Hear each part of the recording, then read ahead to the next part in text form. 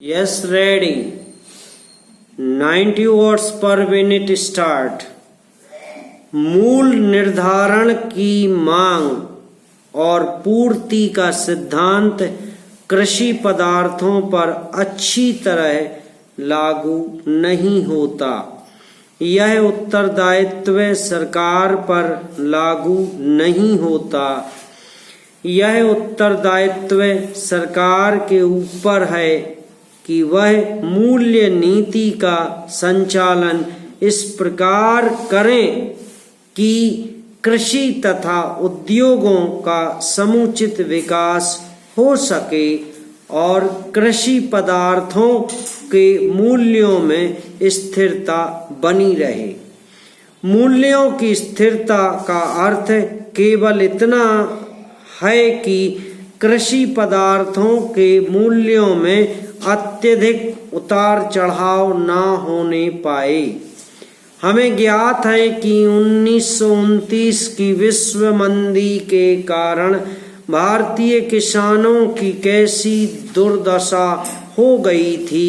दूसरी ओर दूसरे महायुद्ध के दिनों में और उसके बाद मूल्यों में जो बढ़ोतरी हुई है उसका देश की अर्थव्यवस्था पर कितना बुरा प्रभाव पड़ा है। यद्यपि किसानों को समुचित लाभ ही हुआ, किंतु देश के नियमित विकास के लिए ये दोनों परिस्थितियां बाधा उत्पन्न करने वाली सिद्ध हुई हैं। भारत में कृषि मूल्यों की स्थिरता का प्रश्न पिछले कुछ वर्षों में मुख्य रूप से सरकार के सामने उपस्थित हुआ।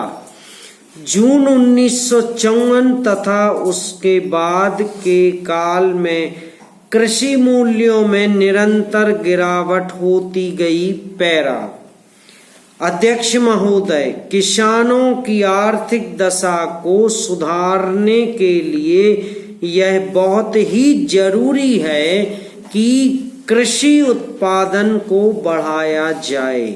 उत्पादन अधिक बढ़ जाने से मूल्यों के गिर जाने का भय बना रहता है।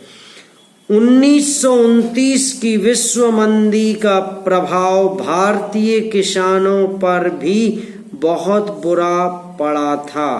देश के किसान कर्ज के बोझ से बुरी तरह दब गए थे। मूल्य स्तर का गिर जाना उत्पादक के लिए एक भारी अभिशाप होता है, क्योंकि इससे उत्पादन बढ़ाने की प्रेरणा खत्म हो जाती है और समस्त अर्थव्यवस्था का संतुलन बिगड़ जाता है।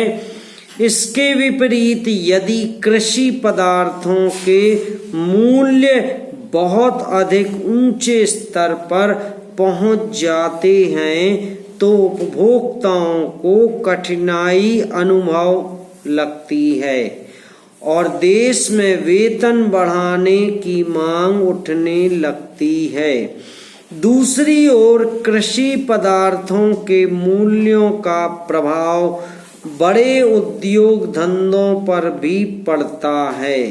यद्यपि कपास का भाव बढ़ जाए तो कपड़े के मूल्य पर भी इसका असर पड़ता है। मेरे कहने का अर्थ यह है कि देश में सामान्य मूल्य स्तर पर कृषि के मूल्यों का गहरा प्रभाव होता है। पैरा अध्यक्ष महोदय, आपने इस बिल पर बोलने का जो मुझे मौका दिया है उसके लिए आपको धन्यवाद देता हूँ।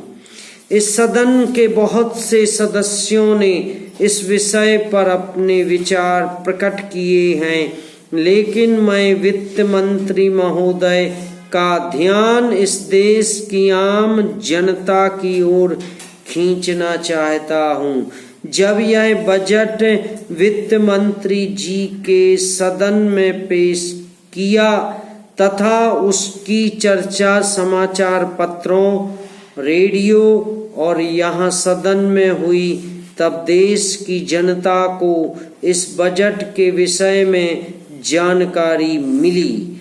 इस बजट के विषय में जब आम जनता ने सुना तो उसे बड़ी